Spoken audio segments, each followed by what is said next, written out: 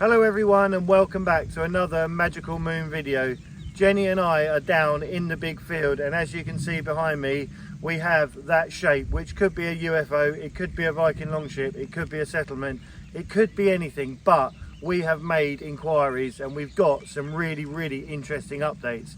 We have a group of archaeologists who have been in contact with Jenny and they're very interested in it.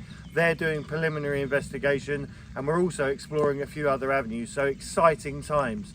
The shape that looks like a ship or a UFO is directly, or it's due east to west, so that's another point for anyone interested in what could be here. But in the meantime we have a better detector coming.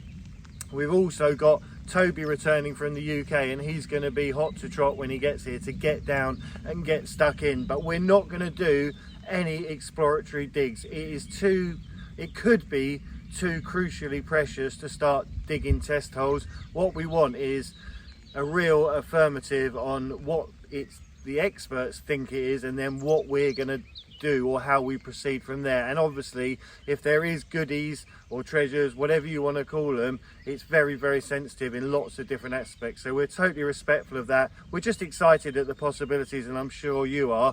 In the meantime, we've got lots to be getting on with up top, but when we were droning we saw a very special guest who we will feature at the end of this video. I think you're really going to enjoy it. Stick with us and enjoy the ride.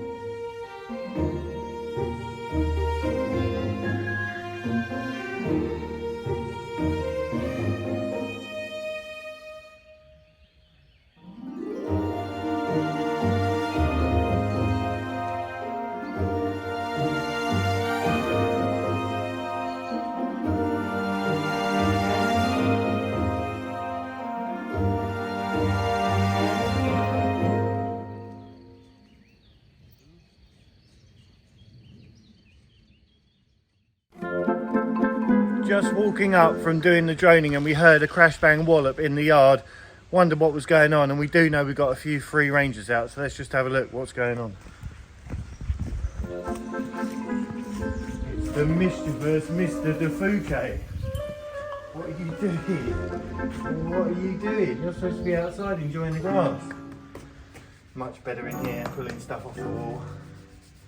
I think what it might be is Jenny's grooming box, or the chest there. What is in there is, for him, a real treasure. It is the mint store. So I think he's trying to get in there, but as you can see, it's got a little padlock on it. So we're getting one out and we'll give him a treat. And he's been playing with Rupert's toys as well. So it's good. He's obviously feeling well.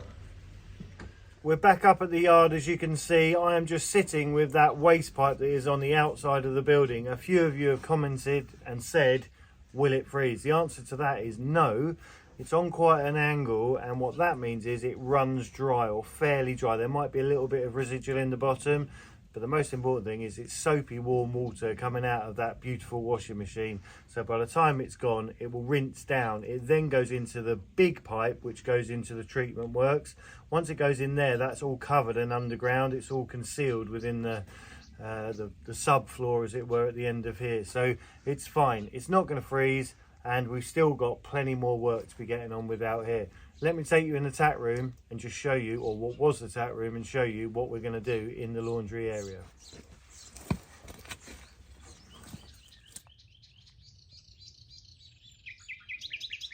So here we are in the beautiful laundry room. As you can see, we have some rugs hanging from everywhere and from the ceiling. That is because we got wet weather again here, but it's perfect in here.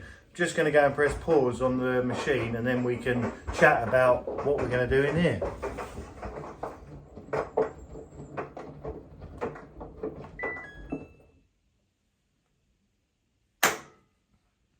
So we're back in the laundry room, and as you can see, this big void above my head was where the original staircase broke the room up. It was just made it really bitty, and you couldn't get round it. You had to step round the other side or duck underneath. So we're going to put the staircase on the side wall.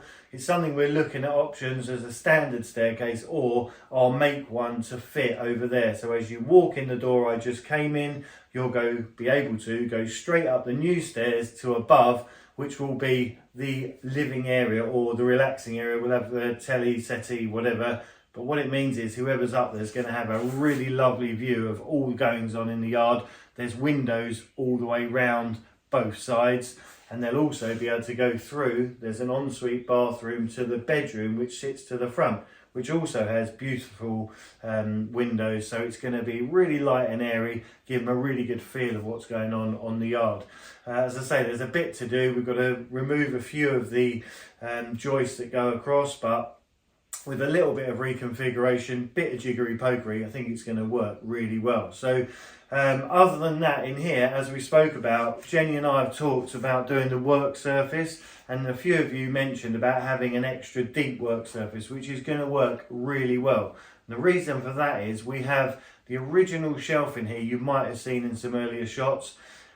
It's just a bit low and it sticks out. It's neither one nor the other. So we're going to go slightly above. We'll have a batten running around the back edge, and we're going to do a double depth work surface with a nice industrial sink, or whatever we can do as a sink area, washing machine at the end, and then behind me, where the rugs are hanging up, there'll be a table and there'll be facilities for people to have refreshments. So again, a little bit of making it to what we want. But as I say, I think Jenny's got that really good idea of having a really deep work surface, so we can put everything behind. We're not going to waste the space where the wall comes in, but we can use that extra depth just to keep all our stuff on. So it's going to work really well. In the meantime, the improvements continue in the barn. All those lights are done. My next job on the to-do list in there is pull that thicker cable through. There's a bit of ducting in the ground which I put in, and I just need to feed that in, and that's a lot thicker gauge wire. And now we're in this end of the house where the electricity comes in. I can work out the feed, so I can have, there's 3 wires coming out. 1 is for the lights and 2 are for the power. So we're going to get a really good power source into the barn. What that means is look into the future. When we get the solarium, when we get the fans in, we're going to have really good power supply to them, which is what's needed. So lots to be getting on with. In the meantime, thank you all for watching and stay magical. We will see you very soon.